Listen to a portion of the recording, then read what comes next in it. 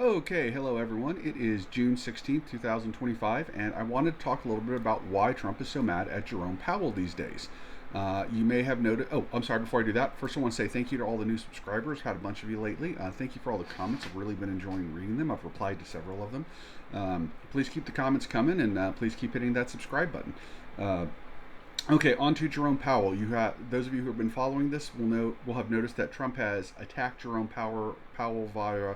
I know it's technically Truth Social. I still call it Twitter, but he keeps tweeting out all these attacks on Jerome Powell and saying he needs to cut rates and he's too late and all this other stuff.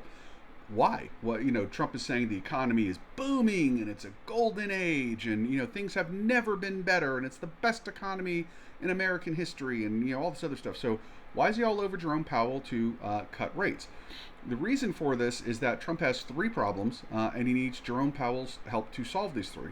Let me phrase it: three problems that are related to the Fed rate, sorry, the Fed funds rate. Problem number one is he has a budget problem, he has a political problem, he has an economic problem. Let's start with the first one, the budget problem.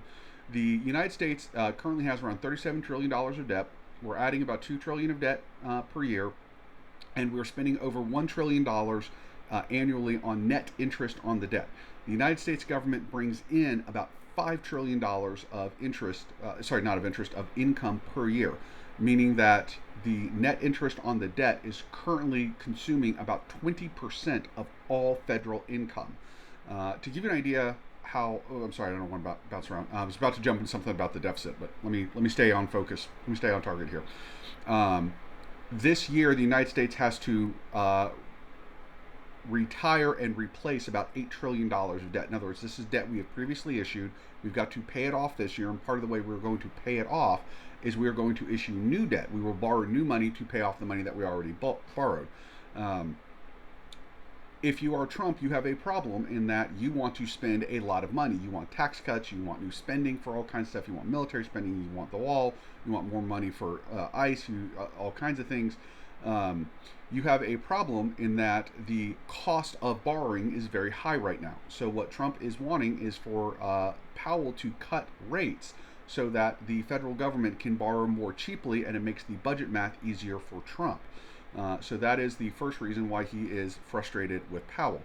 To give you an idea, when Obama became president, Obama went on an absolute bender of splurge spending, but we were coming off of a relatively high interest rate period. We'd had 5, 6, 7, 8% interest for the last several years, and we had dropped for the first time, certainly in decades, if not ever, to 0% interest. What this meant was that as the Obama budgets exploded the deficit and began, skyrocketing the size of the debt. It didn't really hurt the net interest on the debt because they were retiring older high interest debt and replacing it with new low interest debt. So to give you an idea, imagine you've got $100 in debt, you're paying 10% interest. It's costing you $10 per year to maintain that debt. That's your kind of carrying cost for the debt.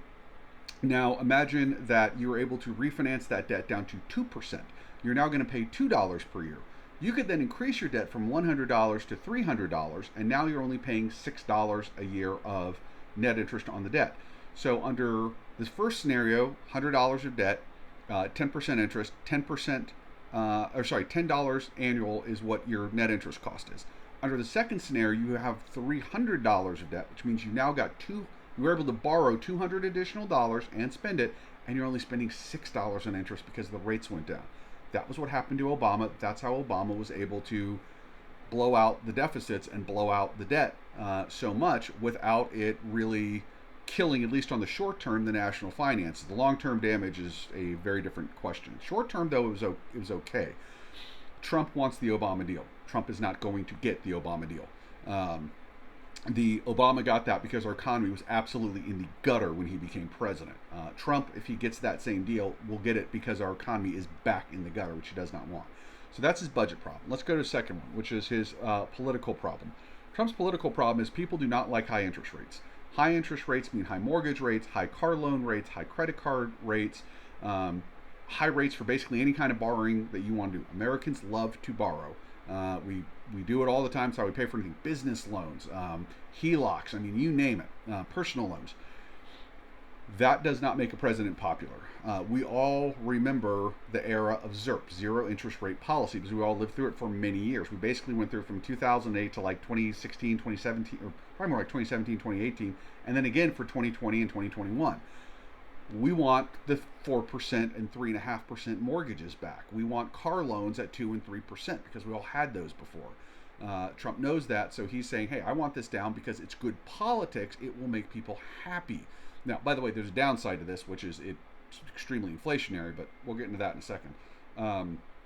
The third problem Trump is facing is an economic problem. Our economy is slowing down. Now, right now, today, our economy is fine. It's not in bad shape, but it is clearly slowing down. The job market is softening. The real estate market is dying, so forth and so on. Trump wants to get the rate cut to stimulate the economy now before anybody notices, and Jerome Powell is not doing it. Now, this may bring you to the question, okay, well, why isn't Jerome Powell doing it? Because if you're Jerome Powell, you've got two problems. You're saying, hold on, if I start cutting rates, I might relight the fire of inflation that I just spent years battling to get down. Inflation's fine right now. It's a little over 2%. It's like 2.3, 2.4. It's not a big problem. It's a little higher. The Fed would like it at exactly 2, but it's okay. Jerome does not want to start cutting rates and see that number jump to 2.8, 2.9, 3.2. Also, he's worried about the tariffs, that the tariffs will become inflationary. There's a lot more to talk about there, but long story short, he's worried about that. The second reason is that Powell also sees that the economy is slowing down, and Powell is afraid that if he starts cutting rates now, then when the economy slows down further, he doesn't have any ammo left. He's got to have a solution to a future problem. Zero interest rate policy is stimulative as long as it's new. If you have it for too long, eventually it's not stimulative, it's just status quo. And so he's trying to prevent ZIRP from becoming status quo. In fact, in many ways it already has been, and our economy is adjusting to the new reality of it no longer being status quo. So basically, Trump and Powell are at loggerheads in terms of these issues. By the way, Trump is not the only one to point this out. Elizabeth Warren basically spent the last 18 months before Trump was elected blasting Jerome Powell, saying, you've got to cut rates, because she was looking at the budget deficit. I disagree with Elizabeth Warren on just about everything, but she can do math, and she could look at the deficit and the debt and the interest on it and say, holy crap, as we retire more and more of our older zero interest rate policy debt, which was very cheap debt, and replace it with newer, more expensive debt, our net interest is going to go higher and higher and higher and eat up more and more and more of the budget. And that is exactly what has happened. She was completely correct about that. Now, I'm not sure her solution was the best solution, but nonetheless, she was correct about it. My point being is that this was something Elizabeth Warren spoke for a number of Democrats. There were others who said it. I think Warren was maybe the most vocal. But this is a position a lot of Democrats were taking up until Trump got elected. Once Trump got elected, they dropped it. But prior to that, they wanted rates cut for the budgetary reasons that Trump does. So either way, I hope that helps. I hope that made sense. If it didn't, please let me know in the comments below. And I hope everyone's having a good day. Bye-bye.